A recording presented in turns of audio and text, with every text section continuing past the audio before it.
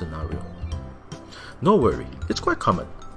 But do you know coding can help improve their understanding of math and know when to use them? You might be wondering, how coding got to do with math?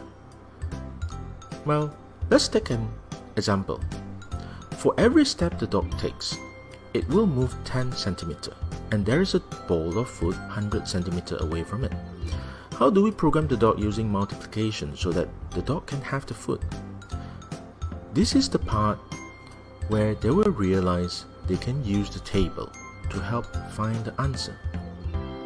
Coding is not just learning complex programming language, writing 1,000 lines of code.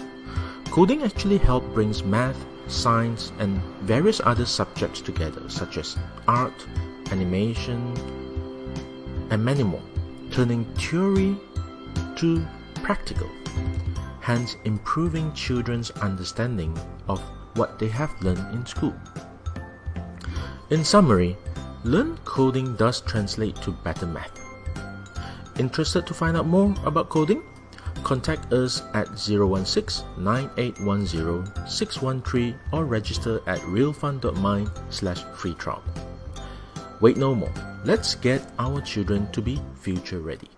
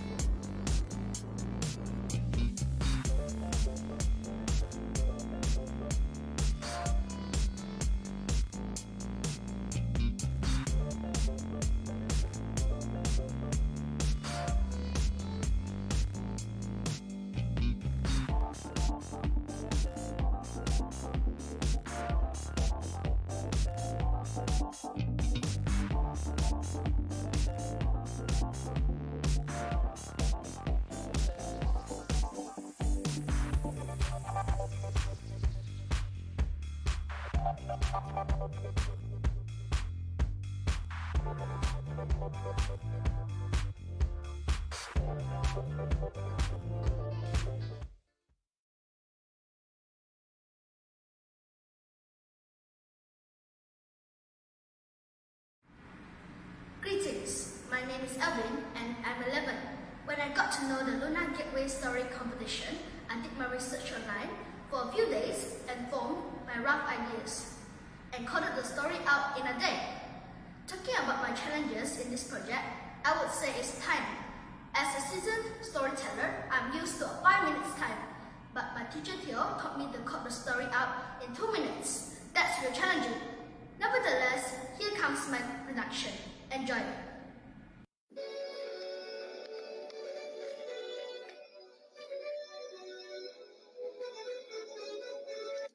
Prepare for landing. We are landing from the Lunar Gateway. 300 feet, 200 feet, 100 feet. Whoosh! We have successfully arrived at the moon's surface. Hello everyone, I'm astronaut Alvin. I am now on the moon's surface to examine the long-term effects of humans on the moon and find out can life live on the moon. I also brought some of my friends here, which is the lovely Donald Duckling and the cute Bunny. Welcome to the moon's surface.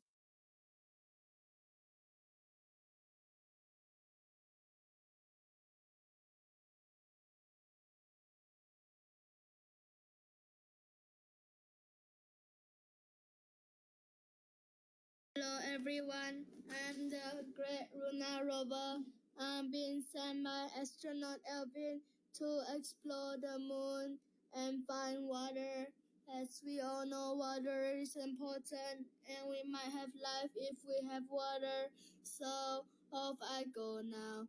Goodbye. Now I'm trying to find water. My sensor is red if I don't find water, but if I find water, then it will turn into blue. Water, water. Now I will transfer the water sample that I collected into the filter machine and find out whether the water is safe to use after filtered. Goom, goom, goom, goom, goom, goom.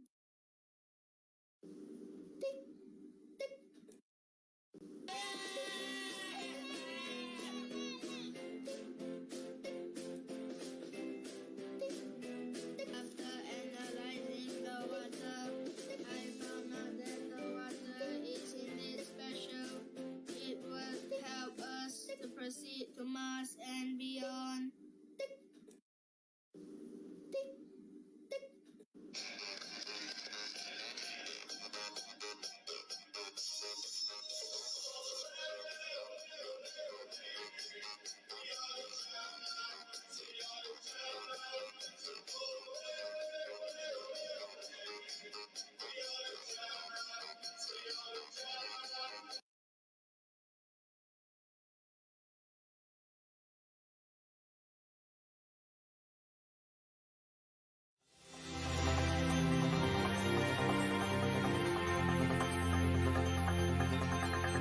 Hi, I'm Charlie Bolden. I'm a U.S. State Department Science Envoy for Space, and I'm not able to be there with you all today to Tangwei Rui and all of your classmates.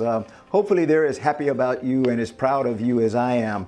I had an opportunity to see your patch. I'm going to hold it up here so people can see that I've had a chance to see it. I think it's phenomenal, and I wanted to congratulate you on being one of 5 winners worldwide recognition for designing this mission patch for NASA.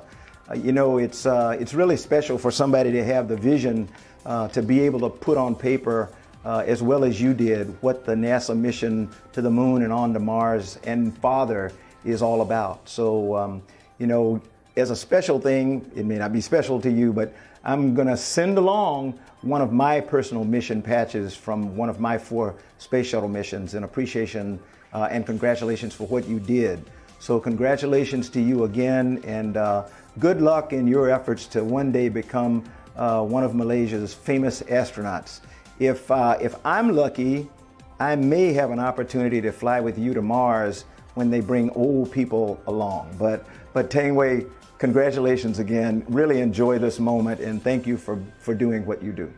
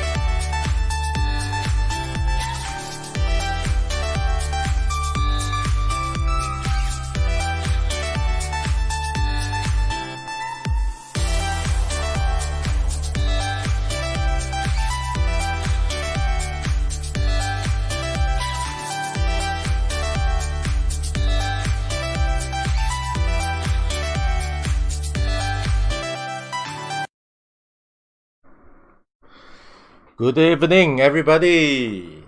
大家晚上好. Welcome back to our weekly live. And today we have exciting lineup.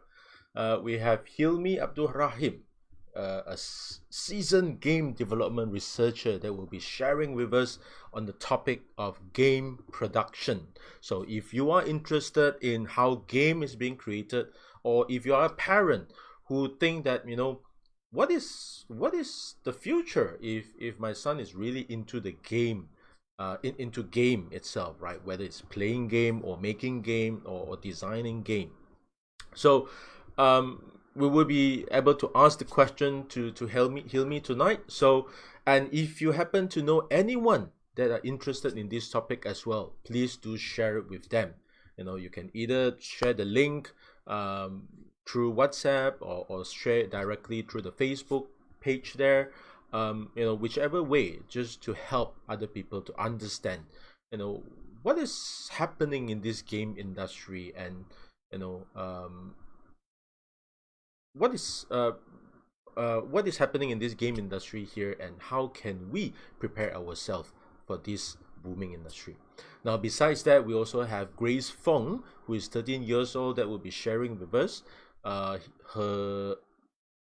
one of a game as well as another animation.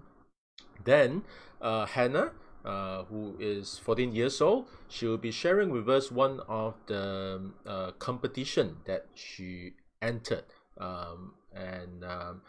the competition is about making using a mobile app, right, to help solve community problems. So if you are interested to find out more, like what sort of competition is that, and what community problem that she and her team is trying to solve, do stay tuned, and then we will hear more from her later on.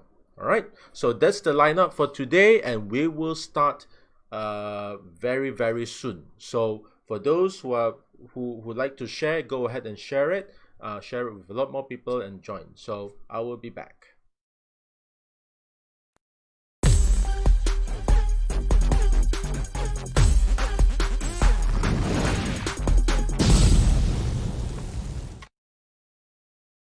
All right, now I'm back. Right, so today, before we start the session, as usual, what I want to touch on is we started our live in May, 22nd of May, and until today we have done 6 or 7. I think today is the 9th, if I'm not mistaken. Today is the 9th. No, today is the 7th. Right, so we have done so far, we have completed 6 of the live with various topics. So if you have missed those, go ahead and go to our Facebook page and replay it. Those are very interesting information, especially for me personally. I quite like the topic on data is king. Right, that session was in Mandarin. Right, that session was in Mandarin. So we talk about how important is data now, especially in this digital world. But for those who are into digital media design, creating graphics, animation, different kind of digital media, right? You can go to Ling Yu's live, which was the first on 22nd of May. But again, all of it is in our Facebook page that you can just browse through. Now for today, what we're going to have is Hilmy sharing with us on the topic of game production.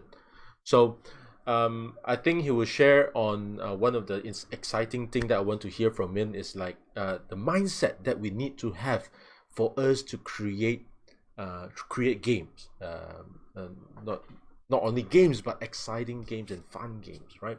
So this is the topic for today. Then for next week, we are about to end our live.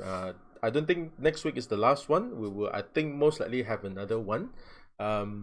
So do stay tuned with us for the next couple of weeks. But next week is somebody from China, Joy Young, that will be sharing with us on the digitization in China. She will share with us some of the topics related to digitization. And for those who have been to China, I think you will see a lot of interesting things, especially how they integrate technology into their day-to-day life, right? And I was there,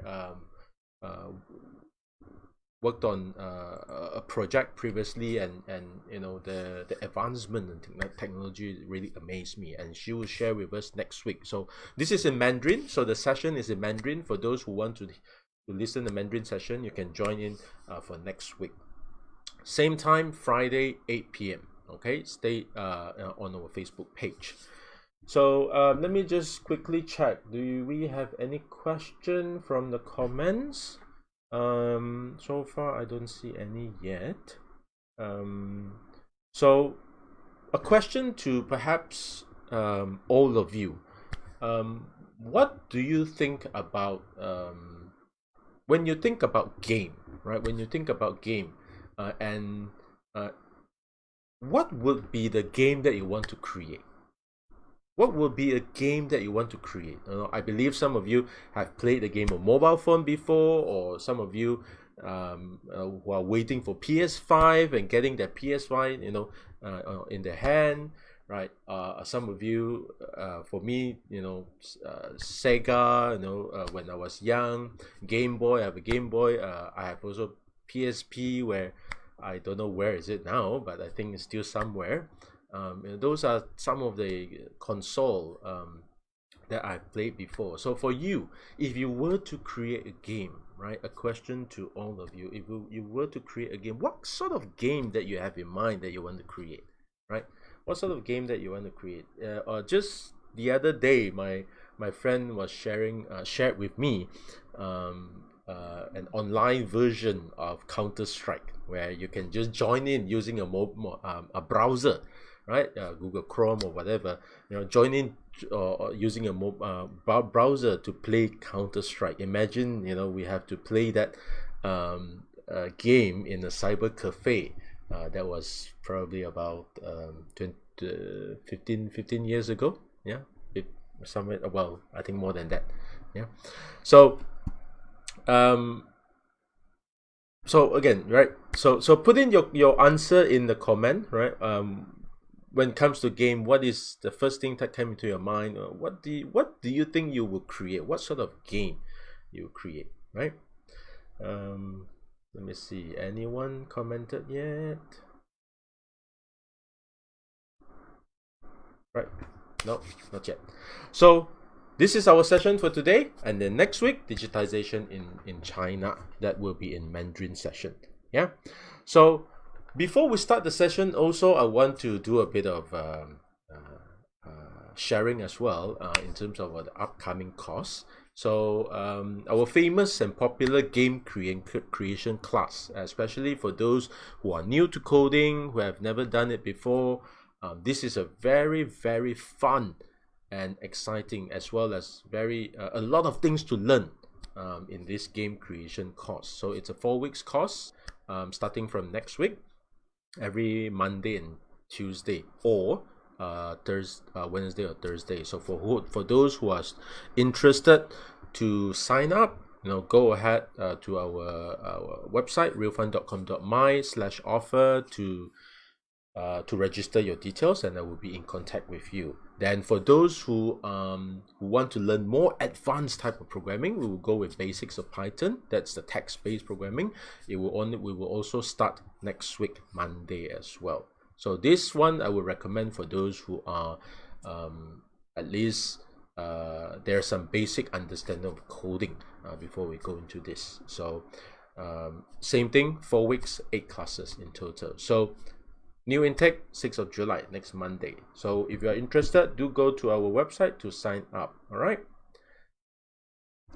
Okay, I've received something that sense our physical motion, like Xbox. Yes, Xbox. In fact, I still have a Xbox 360 at home.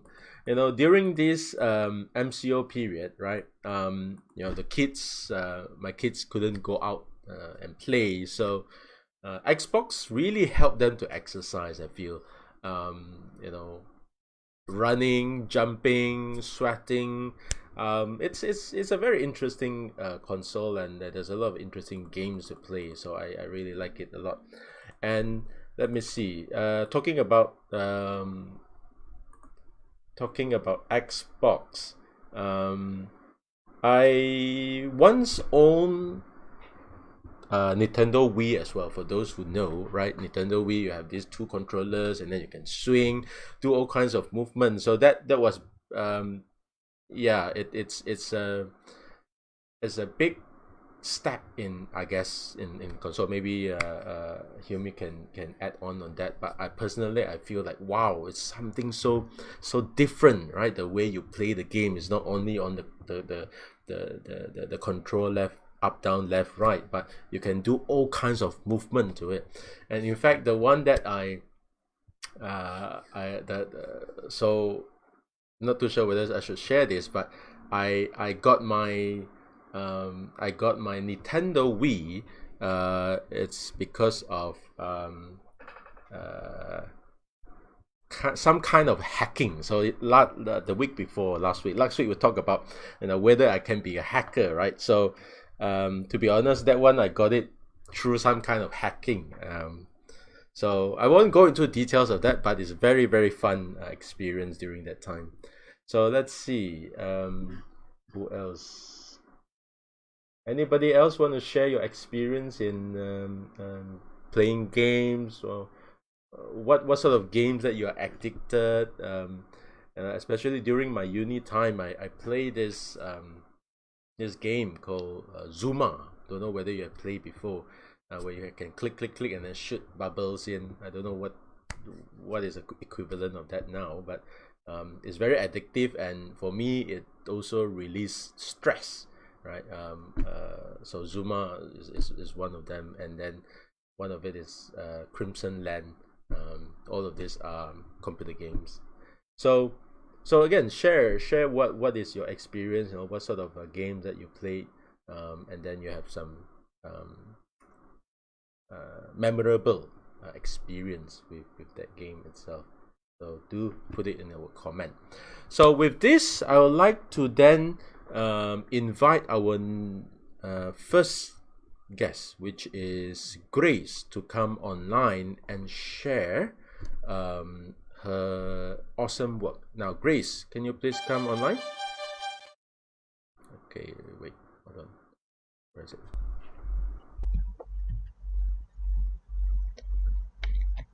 All right, so that's Grace. Grace, can you go ahead and introduce yourself? Hi, my name is Grace from SMK Chonghua. I'm 13 years old and I started coding at this year February. Okay, cool. So this year February, so it's about 5 months, right? So she is rather new with us, but I would say some of the projects is really, really cool. Well, that's without talking more, let me just share her first project.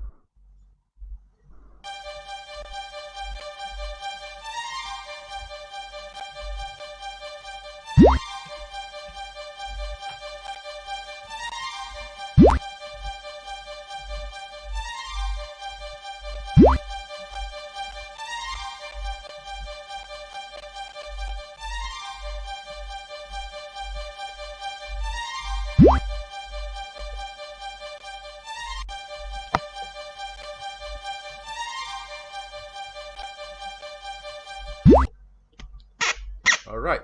So the first one looks like it's some kind of wait, hold on. Let me just some kind of games, jumping. So can you share a bit more on that? What is that about? Right? How do you play it? What is the goal of the game? The goal of the game is to collect the diamonds until the progress bar fills up without losing all the lives and win the game. Okay. So you have to make sure that you fill up that bar on top. All right. Now, I noticed that there's a parrot or bird there as well as diamond. So can you talk more a bit on that? Why is there a parrot and bird and diamond there?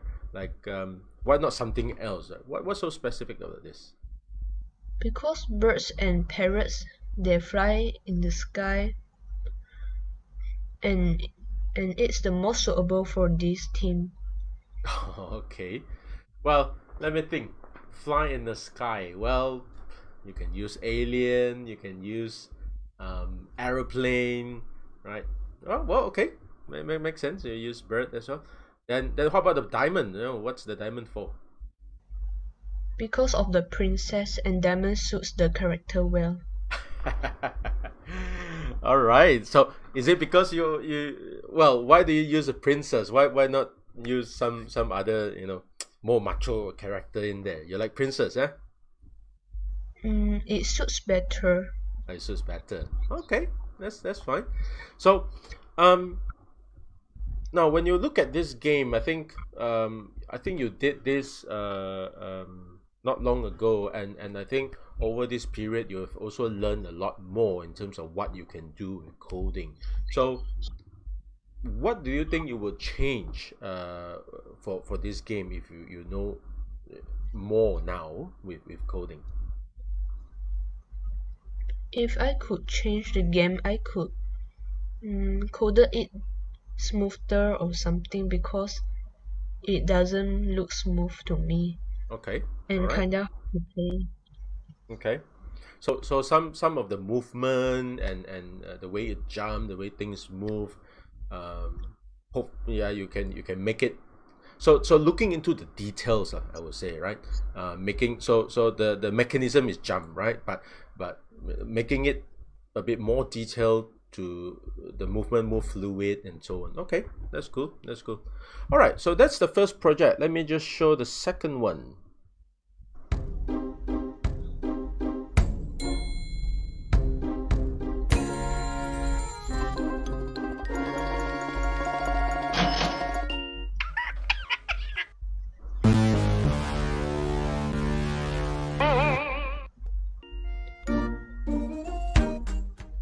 All right.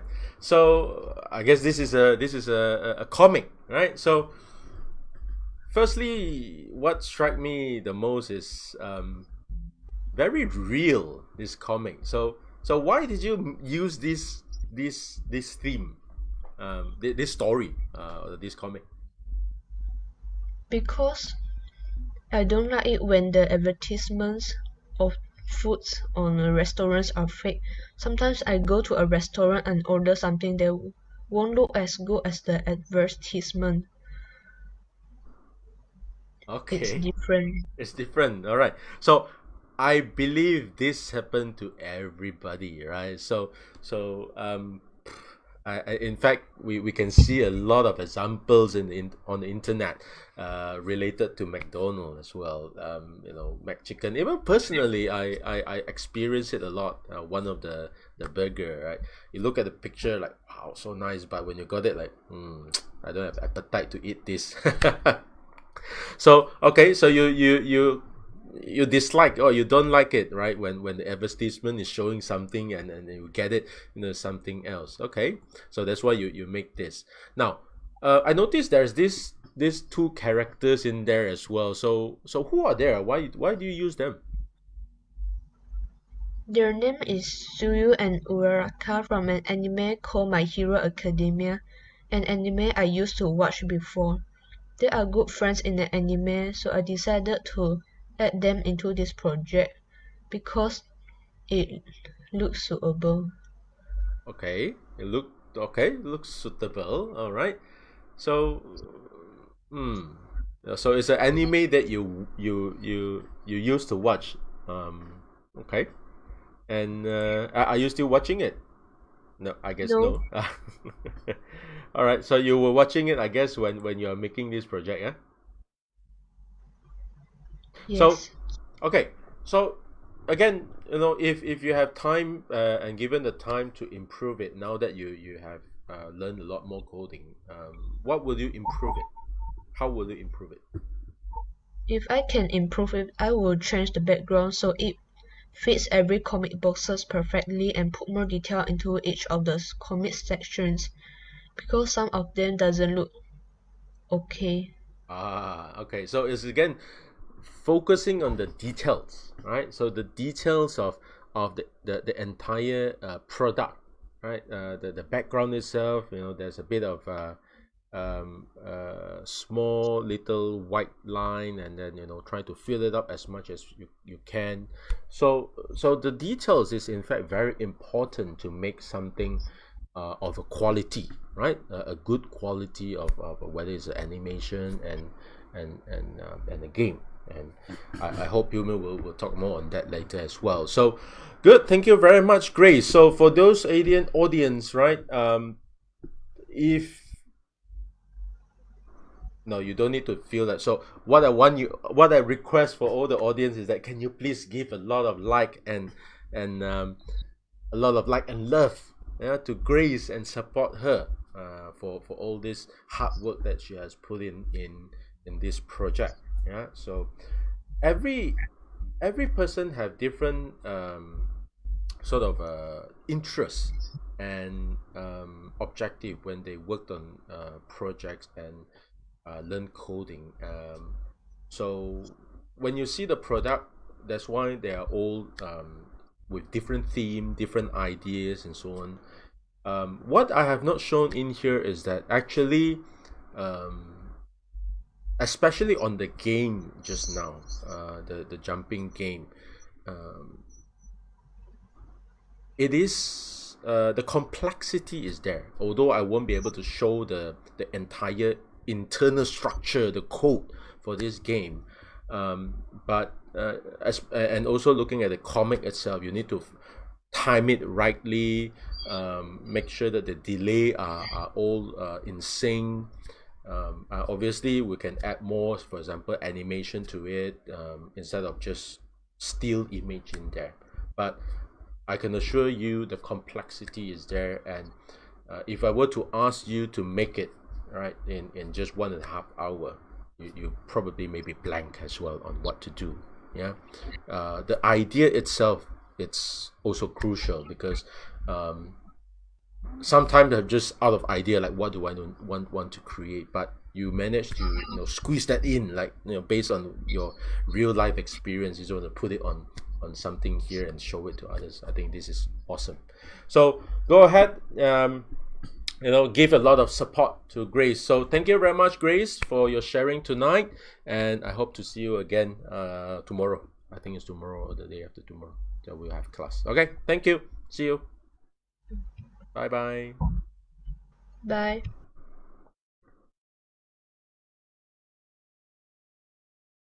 All right. So before I go into the next section, which is bringing up Hannah,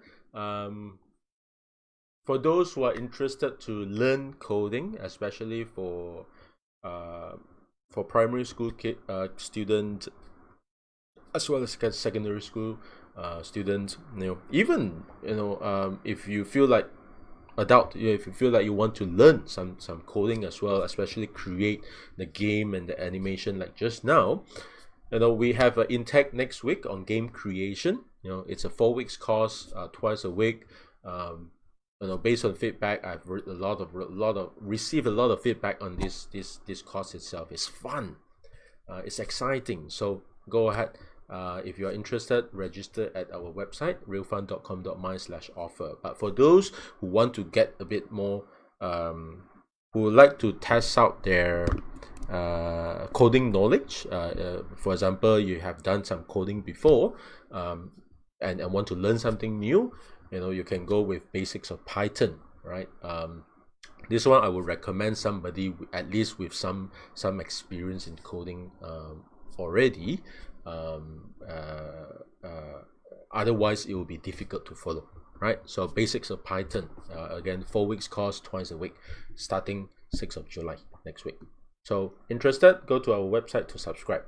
Now with this, let me bring up the next guest. Hannah, can you please turn on your camera?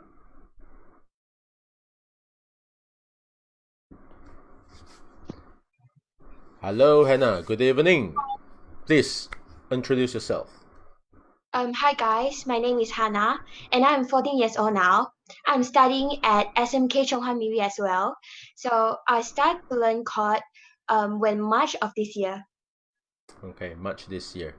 So Hannah is slightly special. So we got her for a competition, actually. So a competition that focused on helping to solve community problem, and this is where I want to show Hannah's project now. Let's start.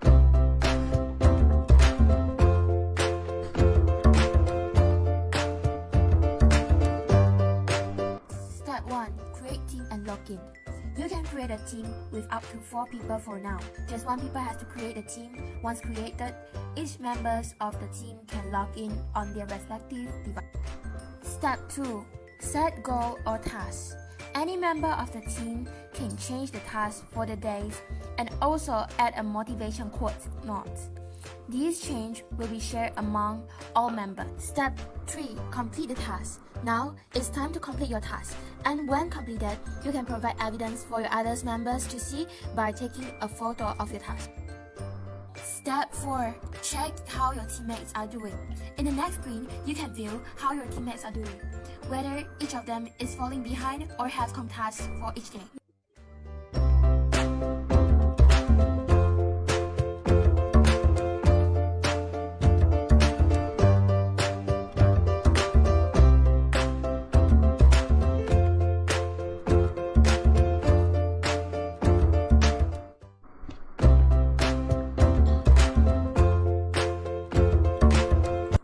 All right, so this is actually a mobile app. So we do the screen recording here. So for Hannah, can you tell us more about this competition? This competition is called Technovation, and it's basically for teenage girl. So creates an app which can change the world by solving some face problems, like maybe like procrastinate, of wasting something, or maybe extinction of something. You need to save it back like that. Okay, so what is okay? So can you share again what is the community problem that you're trying to solve here? I try to solve is procrastinate, but I saw a lot of people do other things like diseases or maybe caretaker or maybe like mental problems. Yeah. Okay, so I think this is something interesting here. So where I think when we started the discussion, the brainstorming, right, there are all kinds of idea,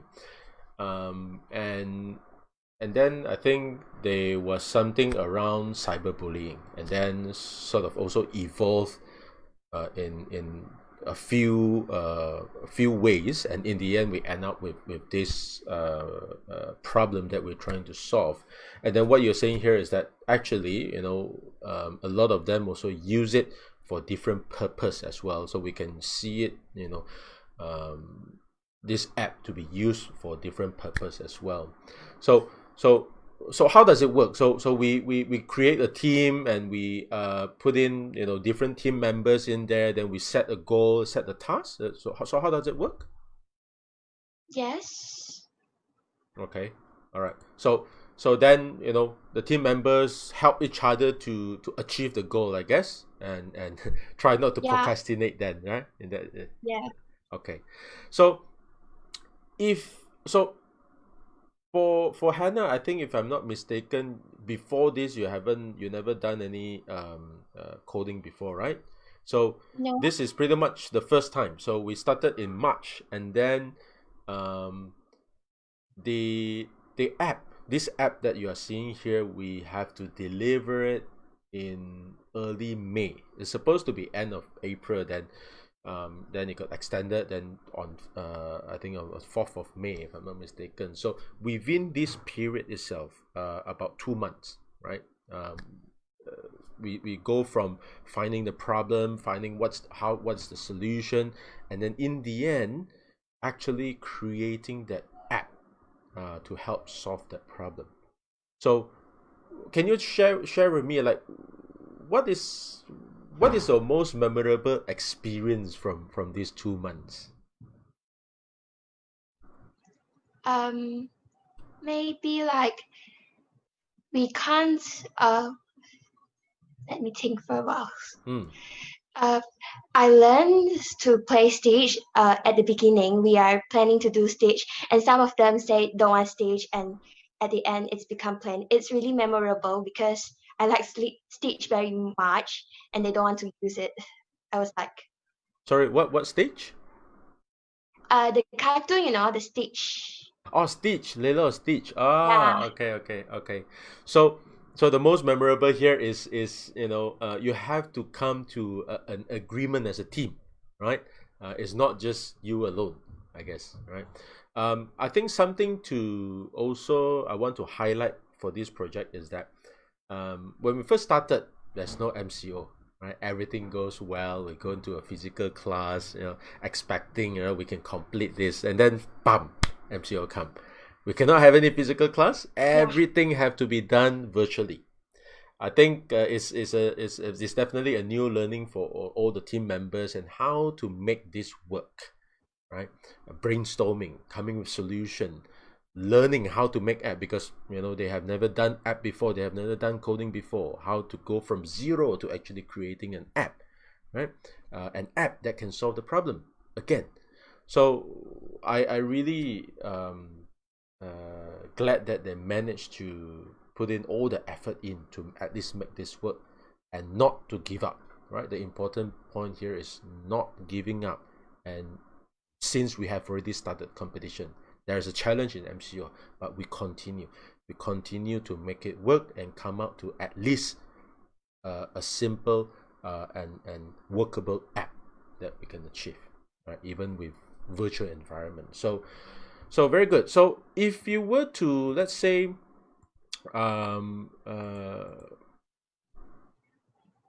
change or look at the different, okay, what's other problem that you think you would do what other community problem that you think you will want to solve now that you started this? What do you have in mind? Like, what are the things that perhaps you think So can I solve? would like to solve a problem which is wasting something. So user can share what things that they don't want and give out or maybe sell to other user in these apps. So the things won't be wasting. So in this app, we will also separate for two types of user, which is poor or normal rich. So if poor, they will get priority to get the things first. So maybe this can help to prevent some like people poor and helps to make their life better. And also we will share about many news like natural diseases or people that need help in these apps so that they can donate money and donate things to the address and bank account provided for helping them. Okay, so I think this is a very interesting problem to look at in how to reduce the waste, right? Reduce the waste that all of Yes. us generated, and I think perhaps this is something that we can look at and focus on for next year's challenge, right? So for those who have questions, if we want to know more about this challenge, or we want to know more about the product, right, and their pitch of this app, the YouTube link that they have created a video is on the comment there, right? You can watch it later on after the live and just to learn more about it. So last one, in this competition, what else did you learn besides learning to code?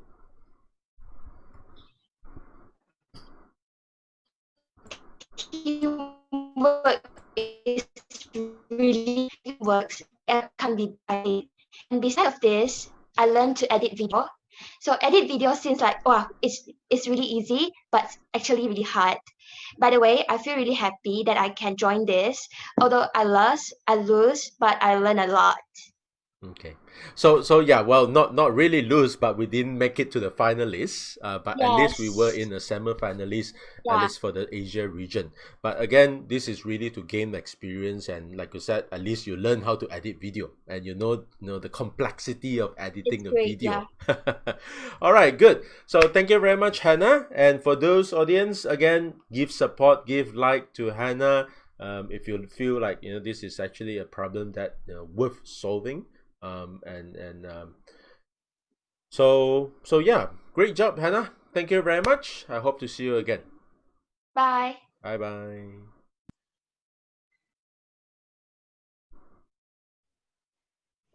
All right, so coming on next, we will have our guest of the day that will be sharing with us game production. But before we go into that, a bit of advertisement again. Next week, game creation and basics of Python. For those who are interested to learn coding or even sharpen their programming skill, you can join us next week for our new intake. Go to our website realfun.com.my/offer to register it. Now, without further ado, let me welcome Hilmy Abdul Rahim to share with us on the topic of game production. Hi, Hilmy. Hello, Tech. All right, so perhaps introduce yourself. Hi, my name is Hilmy Abdul Rahim. I got into game development around 1998 when I was tasked by the university I was working in to create a game development program. And in order to do that, I had to collaborate with the existing game industries in Malaysia at the time. Spent 7 years teaching game development. And after that, I was invited by one of the companies, Game Brains and Dian Berhad, to become a producer in the company. So I went in there. They did console games. Back then, it was Nintendo DS and PS2. So I was there for about a year or so, and then I went on to another company called Technovation, which did flash games. I went back into education in 2010 to Lim Kok Wing University, and then moved on to KDU University College around 2012, and was teaching there all the way up till 2018. Last year, I started working in a game company called Gameka, where we did mobile games, and that was until last month, where due to the unfortunate COVID situation, the company had to let go a lot of people, and I'm currently jobless right now. Well, but your experience, I believe you will get back to something exciting very, very soon. Now We'll see what happens. so you are in both, I guess, in the education field as well as the actual game production field itself. Yes. Both. So can you share the difference between two of them? Well, it depends on what is the project I'm supposed to be working on. Because in production, you're taking care of projects that are essentially games. But a game is not that different from an app. An app is supposed to solve a particular problem, be it to do mathematical equations or to deliver some content. A game does the same thing. You're solving a problem which is fundamentally creating entertainment. So yes, the answer is that you make something fun with games, but you treat it as a project where you try to figure out how do you convey the fun that you are confident that the audience will generate that. When I'm educating, my project is different. It's not making games, it's training people. Therefore, my duty is to train people the skills and the mindset necessary for them to think about creating entertainment applications that will be of value for people. And that's what these people call games. Okay, so it's helping them to have that skill set to be able to create that exciting games that people want to make to play. Yeah? Yes. So the important point here is that you must always think of the target audience in mind. If you say you want to have a career, you want to do a business, you want to do something where people will exchange for money, you got to give them something in return. And to know that, you have to know what people want. So whenever we talk about games, you have to understand that what kind of value do people want out of these games? So the skill set that we're talking about here is identifying the value that people will want out of the application you're making. So I think this not only apply to just game itself, but pretty much for all the business, like you said, right? Correct.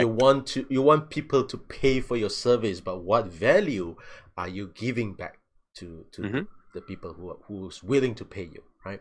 Yep. So I think that is a very, very important mindset. Putting yourself in the shoes of others and see what's their pain point as well. What do they want to get out of when they pay it.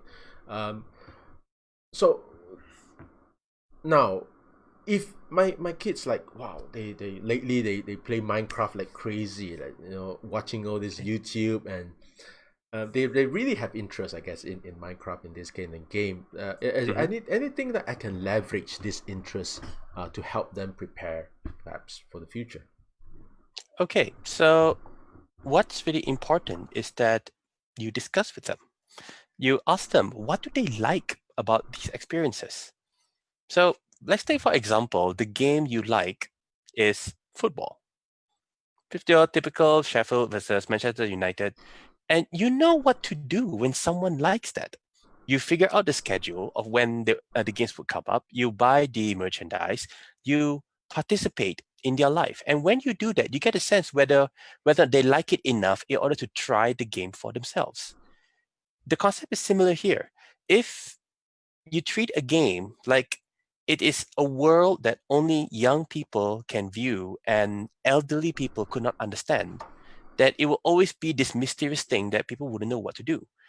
The thing is, this is the conversation about games that I remember when I was growing up, where games is not something that young people should do. Now, people of my age are having kids now. So people of my age actually know and understand games. So it's actually very common now for the parents of the family to buy game consoles, game platforms to play with their kids. So the important part here is to participate, be part of that world. If your children are playing mobile games, you can play that game too. And what matters as a family is that if both of you are playing the same thing, you can talk to each other and try to figure out what is going on, and that actually enhances family bonding. Now, the problem with Minecraft is not Minecraft itself. I'm going to bet that it's happening on a personal computer. The problem with the personal computer and the way people set it up in houses is that it's always the desk facing a wall and the monitor facing the player, and no one else can see what's going on except the person sitting in front of the monitor. So it's a very lonely experience. So no matter what's going on there, you always feel there's a wall between you and the person playing the game on a computer. So what I would recommend is that try to find game situations where the family can come together. Like, it's fine for someone to play a game on their own on a computer, but feel free to get a game console, put it in the living room, and get what we call party games. Games that are designed for a group of people to play together. And it will be great fun for the whole family, because it's like the whole family playing a board game or the whole family going camping. You're having fun together. You're doing ridiculous things together, and you remember it for years. A good example of this, if you go online, search in YouTube, Gaming with My Mom by Jimmy Fallon. So Jimmy Fallon is one of these US talk show hosts, and he put up this request. Can you please send videos of you playing video games with your mom? And people will send this in, and just check out that video. See how much fun kids have playing games with their parents. And that's how I would encourage you to engage your children. Treat gaming not as a separate mysterious entity that somehow may determine their future.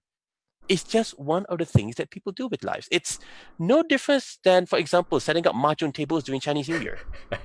It's a family event. Just make it so. Yep. I think I concur with that. And in fact, well, I have the Xbox at home, and I have all these party games, sports games that you have to play 2 players, 3 players together. It is indeed an experience together as a family. Yes. Achieve certain goals and unlock certain badges in the game. It is very interesting. And for Minecraft, what I did with the kids is that I seldom do it with them, probably once a week or once every 2 weeks. Is we are in a room, 3 computers, 2 kids, 1 adult. Having got a challenge. Who can build the house fastest without getting killed or something like that. So again, I concur. Playing together with them and bond with them using game as a way, definitely, I think that will help. Now, I think you have a lot of experience in game production, and personally, I have no idea. Like, how complex is it to create I think they call it an indie games. Maybe not the AAA games that we put out in maybe popular platforms, but simple indie games. So what is the process of it? So here's the one thing that I need everyone to keep in mind. And I repeat my previous phrase of saying games like it's a mysterious thing that people find it hard to understand. Here's a very simple concept. I ask you to make a movie. How difficult is it? It is a bit difficult to come out at least like what's the story that you want it to be. Right, because you're already putting in rules of what should happen. But if I ask you to just make a movie of your phone, it becomes simpler, right? And be like, wow, like just a trick question, why are you saying this? But that's the thing. I just said the word movie. The difficulty of it really depends on what are the goals you're trying to achieve. Anyone can make an indie game because you have to go back to the definitions. And this is very similar to thinking like a programmer. What is indie? Indie simply comes from the word independent. And it comes from the business understanding that you're not making an agreement with a merger corporation to make a game for them. It's not a service for them. You're just making a game and you're hoping someone will pick it up and distribute it. It is no different than making an indie movie where you do whatever you can to make a movie. And it could be doing a simple movie using a mobile phone, or you want to increase the quality and the amount of content by hiring actors and getting better cameras and buying a soundtrack. But they're both the same. They're both movies. It's just how much work you want to put in it. Games are the same. And here's the interesting bit. You're asking me to talk to kids about making games. And the interesting message here is that if we're talking about, say, building a computer or teaching someone to be a doctor or to be a lawyer, these are the things we don't expect children to be able to do because you need to be in the field, you need training, you need to be certified. Games are the exact opposite of this because I'll bet you kids are making games right now in school. And it is the easiest thing for them. Give them paper, give them dice, give them cards. They play the rule one time, this is boring, and you just come up with stuff. And that's exactly the mindset you need. The key difference here is this. The moment you say, can I make an indie game? Did you mean just make or publish? Publish means to take a game and to put it out for distribution, either to put it for free or to attach monetary value to it. Again, it's no different than saying, can I make a movie? And then say, maybe I can find someone to try to sell this movie for me. That means you're trying to put it on Netflix. You want to put it on Apple TV. It's the same thing. So whatever the size of the scope of a game is, there are always channels that you can go to. For example, if you're to make a small game that is playable on a PC, you can always go to Congregate or itch.io, which are existing platforms that are free for people to use, which can upload your games. In fact, my previous workplace, KD University College, put up their student games on itch.io, which is the same platform other companies use to sell their games. What you need to learn is the practice of packaging. And it's a very general term, like whatever you make, art, animation, music, you package and put it in a form that people can buy. If you were to go to, say, Comic Fiesta, that usually happens every December. I don't know about this year, thanks to COVID. But what happens is that people are taking their own art, their own fan art, their own comics, and what they had to do is to package. That means you print 1,000 copies, staple it by yourself. I remember doing that, spend a whole night stapling pages together, bring it there at the hall, early in the morning, stacking it up and making schedules with your friends. Okay, you man this booth from 10 to 12. I'll come in with your lunches and it will swap seats and I'll be there from 1 to 2 and so on. That's the publishing part. It's understanding that, okay, I have this product. Now, what do I do to make sure that I get money from it? Every stream is different, but in the end, they're the same. You make a movie, you want to release it, you go to YouTube. You want people to pay for it, you find an exclusive channel. If you have a game and you want to show the people, you put it on a website. Either you put it on your own website or you go to itch.io to put it for free.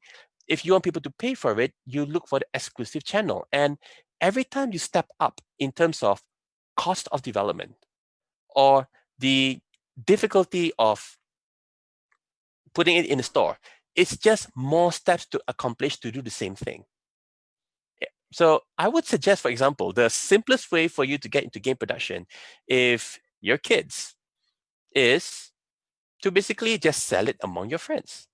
Have the game out, let them play and say, do you want this game? I'll burn a copy for you on this CD. 5 ringgit. So the practice of that will teach you business practice. And if people say no, like, why would I pay for this? You will know that what you have made is not good enough for people to exchange money for. So figure it out. What do they need? Do they want more character? Do they want more colors, more content? You work on a process. You steadily work on a problem. Eventually, where people say, yeah, I'll pay 5 ringgit for that. That was the same process that happened with comics. Because it used to be in the early days Comic Fiesta, comics are selling at about, say, 4 to 5 ringgit a booklet. Now they're going for 30 to 40 ringgit a book. Because the students there, they're all young people between, like, say, 13 to 20 years old. They're already figured out how to ramp up their skills to make it attractive for anyone who want a bundle. And it's a very beautifully printed bundle, which any book printer can do. It's the same thinking. So if you have already made a game under the course, you're more than halfway there. The next problem, and I do encourage you to think about this, a lot of people think about making the product, but when you talk about publishing, the trick you have to understand is you're thinking about selling the product. And the magic word is packaging. Back at you. What sort of packaging? Is it like the design itself, or the message that you want to deliver? Okay, so those are the details, but the main idea is this. Can I put it in a form that I can pass it to you and you will exchange to me money in return? So the best way to study this is to go to a board game cafe. Do you have it at your location? I believe they closed down. All right, but you know board games, right? Yep. Those are packages, and you wouldn't know what the games are in there, but the package is designed to attract you. So when you talk about the design, what you're asking is, how do I catch people's attention? Now, if you put any beautiful graphic that has no connection to what's inside, people will say this bundle is lying. It's not telling what's going on. I'm not getting the food I ordered, as per what one of your students was saying. So you know that, therefore you want to be seen as an honest trader. Take what you have and figure out, how do I make some sort of packaging so that people will know that's what they're buying, but it's good enough that they're interested. And you amp it up. You slowly repeat solving the problem until it becomes attractive enough for people to get attention. So packaging simply means you get people's attention and you solve their problem when it comes to trying to run your game. So again, need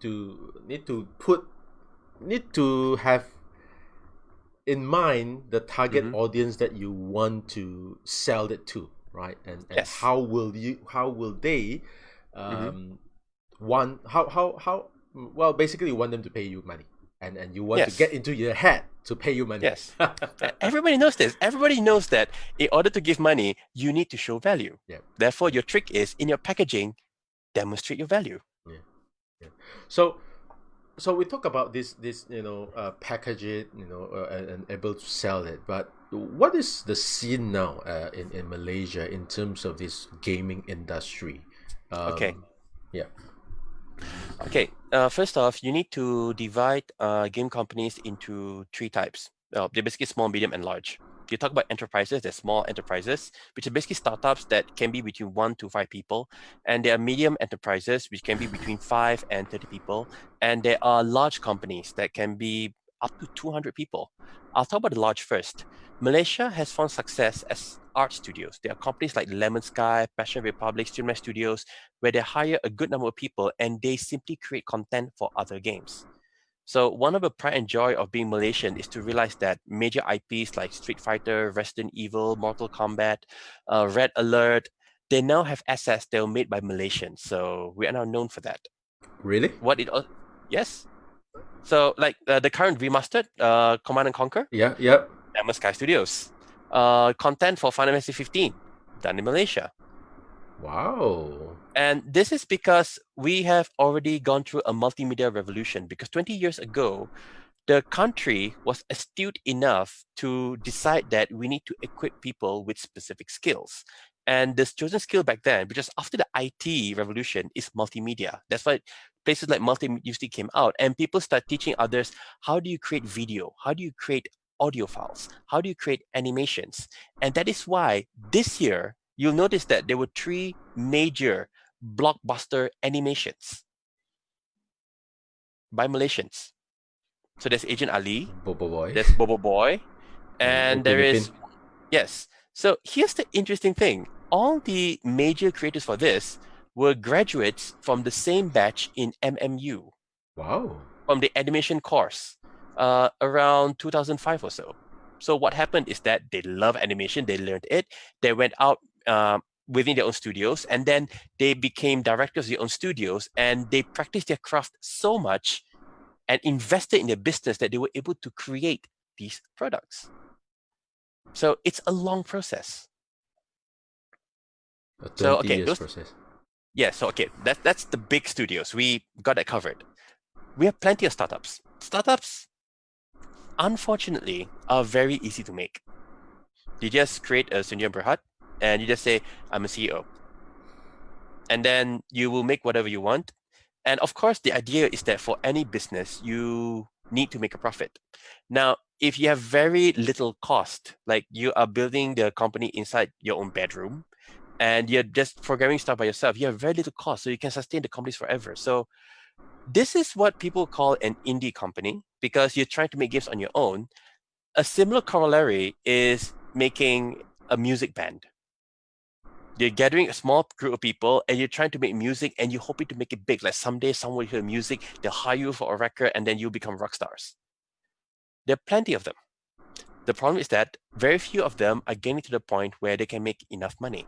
So what is happening is that there are government initiatives to support the indies, but there are always more indies than the ones that are actually making games that can be shown. And the ones that are succeeding with these games, you'll find them on itch.io again. You'll find them on channels like Steam, where they were able to procure enough funds to put their game in there. Steam, for example, you have to pay about, I believe, $100. So if you believe enough in your game and you have the funding to run a company, you should be able to afford that. So you pay that, you're in. And then the audience will decide whether or not the game is worth it. Now, the dream of these company owners is that eventually they become into the second tier, which is where they become bigger. Now, the problem with being that big is that you still have to pay a lot of stuff. And what we're finding in Malaysia is that there are small number of big companies. I can mention Streamline, Passion Republic, Lemon Sky. There are a good number of small indie companies like WeirdWorks, where they're successful because they're small. The moment Community tries to go medium, they had trouble where they had to sustain their cash flow while trying to get projects that will give them enough money to do so. And Gameka, unfortunately, was one of the victims of that. They were able to sustain themselves for 3 years, but because of the COVID scenario, we had clients who couldn't sustain their cash flow. Therefore, we couldn't sustain our cash flow. And that's it. It's fundamentally business as usual. Yes, games that sound like the in thing in the country now, but that's similar to how multimedia was the in thing 15 years ago, similar to how IT was the in thing 25 years ago. We are thinking in cycles. But I guess IT is still an in thing. The thing to note, okay, no, see, it's not the in thing. It's just that people have realized that in every education scenario, there's a bell curve. Yep. You can teach whatever you want, but you will have the A group, the B group, the C group, and the D group. And the ones who succeed are the A group, because they're the ones who are skilled enough to actually go on and apply it in the industry. And that's why we have to be careful over the fact that we don't hear anything from people who are B and below, because there's a huge number of them who could not practice because they're not good enough. It's the same thing with any other industry. We hear the successes, but we never hear of the failures. Yep, indeed. So it sounds like definitely in Malaysia context, especially in terms of fully featured animation, it's quite strong, especially and looking at some of the games that you mentioned, like it's also created through Malaysian companies, and it sounds like there's actually a very big industry there in Malaysia where parents, don't worry, kids perhaps can go into this area. But what will they need to learn besides having that mindset, putting yourself in All right. So remember my earlier example where if you say the word movie, people will misunderstand what you're supposed to do. The context is the same. You can say that I want to make movies. But then you're supposed to drill down and say, okay, but what do you want to do? What do you want to be good at? Do you want to be the writer? Do you want to be the actor? Do you want to be the stunt coordinator? Do you like framing the shots? Do you like the costumes? Do you like the way they talk? Each of these are very specific professions. The person who identifies what they want as early as possible will have the advantage of spending years learning that, so that when they graduate, they are very good at what they do. Let's say, for example, someone says that I just love costumes. I just love how these fighting characters are these kind of billowy costumes that move when they fight. And she goes on and starts drawing her own costume. She does that during her first Form 1. And she continues in Form 2. And she continues in Form 3. She continues in Form 4. By Form 5, she has had hundreds of these sketches, which means she has refined her craft and she's very good at what she does. And then when she applies to an art school, she has a portfolio ready to demonstrate. Same thing with programming. So you can say in game programming, it's not enough to say, I want to make games. What do you like about it? Do you like programming interactions? Do you like making things move in a game? Do you like special effects, like how things go psh the moment they contact one another? Do you like making sounds where and this happens in game companies where when they talk about how things like how cars interact, they go because someone has to make that sound. Yep. One really great movie that you can look up on YouTube is Ben Burtt, B-U-R-T-T, Empire Strikes Back. Ben Burtt is the sound designer for these movies. Now imagine if you say that I want to make a movie like that. So Ben Burtt was the sound engineer for Star Wars, and imagine his problem. Some guy came up to me and says, I want to make a movie where I shoot lasers and you can hear lasers. Anyone who has physics background will tell you lasers don't make sounds. They're just very strong flashlights. But it's his job to make a sound out of it. And that's when you realize how much he loves sound. Because what happened is that the guy loves sound so much that he records sounds wherever he goes. And this is back in the days where there's no digital hardware. He brings a tape recorder, he records this frog, he records this wire. And there was one time where he remembers there's this huge radio antenna and with these long cables. And he remember when he was younger, if he strike that wire really hard, it makes this sound. And so when he was given the job to come up with a laser sound, he was thinking, sounds like that.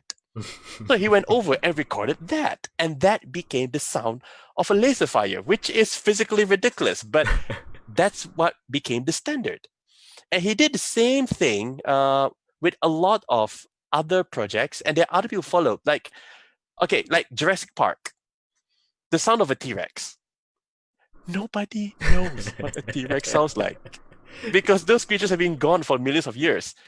But someone has to make up the sound and make it sound like what you think a T-Rex would sound like. So what happened was that they recorded a lot of sounds and they heard this baby elephant crying, and they took that sound and they made it deeper. They added some little details, and that became the T-Rex. So here's the thing. When we say games and we say movies, these are very big packages. Yep. It's like saying you want to make a Broadway show, but what you need to do is to figure out what is it that you really want to make in there. Did you like the programming aspect? Did you like the negotiating with people, whether your character should go into the game? That's a project manager job, by the way. Wow. Not a lot of people want to do that, like negotiating. Can we put this in or not? Do you like the visuals? Do you like coming up with scenarios like here is person A, here's this person B, they meet each other and they hate each other and therefore they will fight until eternity. That sort of thing. What I would ask you in return is, if you have nothing to do, you come back from school, you finish all your homework, you have the whole weekend, you got the whole Saturday for yourself, what would you do? Do you draw? Do you write stuff? Do you come up with comic scenarios? These are the things that will become a foundation of what would you do in the creative industry. And therefore, when you look at games, look into what on earth do they do that I like? So if you identify that, you'll be able to go to YouTube and search who made this, who are the creators, and what did they do before? And then you have a guide of how do you become the person who made that thing you love. So I'm not saying that you should go into games because the government is saying that games are a thing now. We don't know what will happen 10 years down the road. And I would not recommend to any parent that go to game development or go to IT or go to creative industry. What I would recommend is that find out what your kid loves to do so much that they will do it without you telling them. Because that's what you'll know. That's what they'll do 8 hours a day, 5 days a week in a career. And then you got to figure out, okay, how do I make that good? What do they need in order to practice so much that they become better than anyone else? And that's exactly what they need. Perhaps we can get a lot of game critics. They like to play. They like to complain. Find bugs, perhaps. So, okay, now let's say, for example, your previous students, Hannah and Grace, they made games and they made comics, and they want to know if they can enter the entertainment industry. Here's a very simple test they can do over and over again. Let someone else play their products, see what do they like, what don't they like, and then try to solve the problem of, can I make another version that fixes the problem beforehand? A career, any career in the world, is about problem solving. Yep. Your job and why people will give you money is that you solve a problem. Now, when people say that I don't like this part of the game, they say that's a problem. So your job is, okay, how do I fix this? So if you can come up with a next version that says, okay, this is version 2.0 that fixes this problem, you try it again with the audience, and then you see, did they like it? If they did, yes, you solve a problem. And see if you like doing that. Because similar to how you show a comic character to someone and they tell you, this person needs more armor, this person needs more hair and sort of thing, and you redo it, and then you get more guidance, and you keep doing it with a lot of people, you eventually get a sense of what do people like, because you keep asking them that. Yep. And eventually you will get this sense of style that people like. Then you'll know what to do for your next creation that you believe people will like. And that is actually what games are. Yeah. Packages that gives people a lot of fun. So to summarize it, it's pretty much an iterative approach of learning, repetitive improvements, and learning along the way. Improve it until people really like it and pay you for that. I will add to that. It's not enough for you to just repeat. You must show it to people. The reason that artists improve really fast is that they don't just try it for themselves. Yep. They show it to their mom, they show it to their dad, and they're always getting little feedback, which tells them, okay, how do I improve it further? Don't just make programs, because then your only critic is yourself. Yep. So Get the feedback from... feedback is very important. So the cycle is actually very specific. It's called design, test, iterate. Those three things: design, test, iterate. Design, test, iterate. You design something, you test it, and then you iterate on it. And by iterate, it means you take the results of the test and figure out what should I do next. You design that solution, test it, find out the next problem, design or iterate on that problem and design again. Repeat the cycle. That is the cycle of improvement that will make your product better. Your first version will always seem not good enough. And I'll tell you straight out, as a creator, it is very normal to feel what you do is not good enough. But that's what drives us to keep repeating, because Your career will be determined by your ability to constantly fix the problems in your problem space.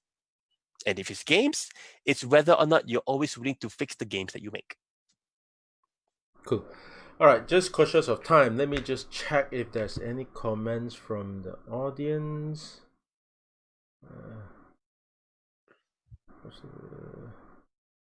I think all good.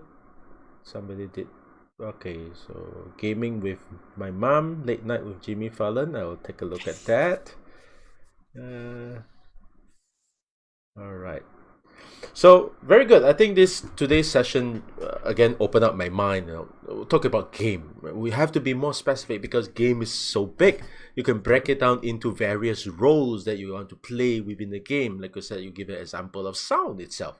It's an art on itself. And well, so again, a message to those who want to make your game. It involve various aspects of it. It's just not, learning programming itself will help solve every problem. It actually involves a lot more than that you need to think of. I think this is one of the key messages that I picked up from tonight. And again, design. The second Design, one is test, iterate. Test, iterate. Yes, design, test, iterate. Again, is a very important. I think not necessarily just for game, but for all process itself, for all businesses, it's always continuously improve and get feedback from the customers and improve again and redesign your product so that people want to pay. All right. Okay, so I guess that's all for today, Hilmy. Thank you very much for your sharing. I think it's definitely very insightful. Do you have any last word that you want to share? All I would say is whatever you love doing is what will your career be. So the big question you should look into is what is it that you don't mind doing if you have nothing else to do? That will be your career. Very key message. Your passion. Follow your passion. And hopefully your passion will give you money as well. All right, good. Okay. Thank you very much, Hilmy. Hope You're to welcome, see you Tech. again. Okay, bye-bye.